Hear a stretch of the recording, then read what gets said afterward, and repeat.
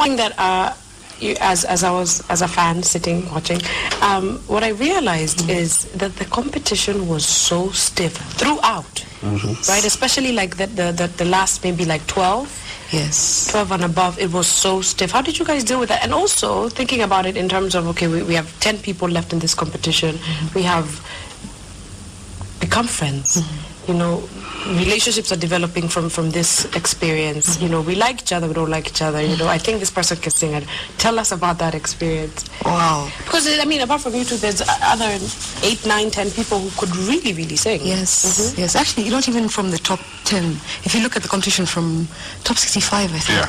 There's some people who were sent home that I believe, I remember distinctly, Samantha Mohwe from Botswana. You know, in my mind, she was in the top 10 from the very beginning. So talent is there. That's not a the question. Talent was there. Yeah.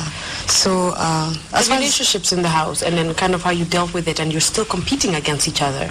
I think after we got into the getting into the top 24 was the hardest thing. I think once you get picked and now it's voting for everyone, it's sort of like a sigh of relief because now it's not about the judges anymore. It's about how you appeal to your audience. For me, it was the other way around because top 24 was tough. Okay. How can you choose 2 contestants from 6 good contestants? True. It was very hard for us. And worse when it came to top 10, because top 10, all of us had different strengths. Right. So we knew that Amara could do this, Tina could do this, Cynthia will do this. And when one contestant left, you knew there was something that was going to be lacking in the concert that you had to fill. Okay. So in the end, it was like we were now working together. Right. You know, and elimination were like killing us slowly, you know. Right. Watching Survivor, Big Brother, everyone has a strategy. Do you know what I mean? Everyone acts really nice and they speak to the camera like everything is irate. But everyone really, deep down, has their own strategy. What were your... This is a place to unleash your strategies. Go on, Cynthia. I guess for me it was to just make friends with everyone, keep them, have a personal interaction with every single one of them that was around me. Right. That way... what was your strategy to win, though? That's a good question. I was just saying, be myself. Right. If I believe that I'm a likable person, and if I like myself, then people around me will like me as well. Right. And just be myself and be true to who I am. Okay. So, and that, I think, that soul that I connected with so many people on that level. I didn't pretend to be something that I'm not.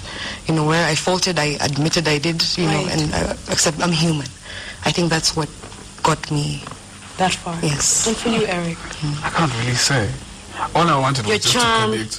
I don't know. I was just myself, really, to be honest. Yeah. You know, I don't know. I was just myself. I really enjoy singing and connecting with people. Right. That's one thing about me. So every time I performed, I always wanted to connect with people. I always want to create something new with what I'm going to do. I pick something that people know and then change it, make it artistic, add something that they don't think I'm going to do, that they don't know I'm going to do. You know, that will just blow them off.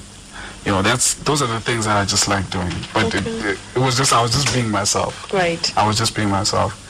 It was easier though when I got to top 5 because I was the only guy. Yeah. So I had to try and play the lady fans. I had to try and play the male card. The lady fans are gonna come all out. So, yeah. Okay.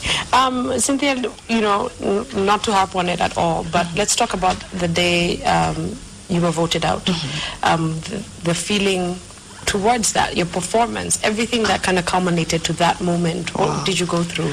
Gosh, first, when I was in the top 10, the first 2-3 rounds, first 2-3 weeks, I stayed in. When I was, I think, in the top 8, when I sang Indiari's song and I changed it up, I think at that point I was like, you know, I'm sick and tired of being told I can't sing. You know, they're the ones who put me here, and, you know, I just need to, I'll just do this, you know.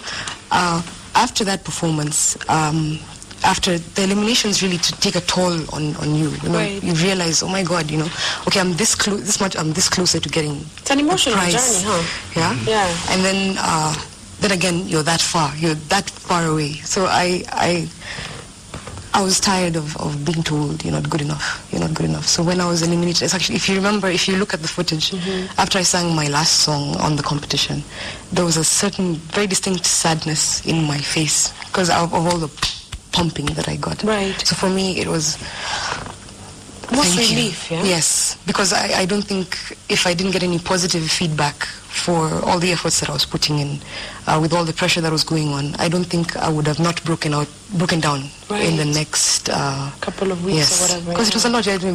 Being called the worst 4 weeks in a row, and it's not an easy thing to take when you know you're giving 100% every time. And also it's demoralizing because even you don't even feel motivated to do anything. Are you over that? Oh yeah, totally. It's important to be able to separate the competition and the elements of that from who you are as a person. Okay. So they critiqued that, and I took it for what it was for the competition, but it doesn't touch on who I am as a person. Okay. Yes.